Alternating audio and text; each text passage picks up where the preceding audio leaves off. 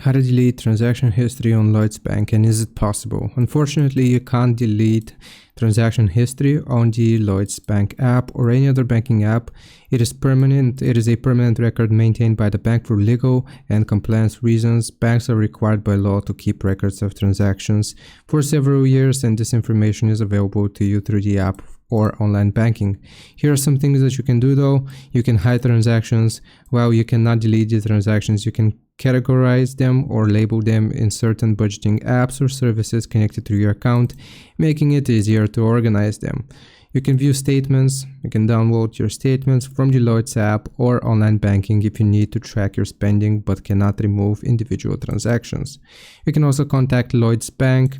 If you have any concerns regarding a specific transaction, you can reach out to Lloyds Bank customer service for further assistance, but they cannot delete or hide transactions either. I hope this answers your question. Leave a like and sub. I'll see you next time.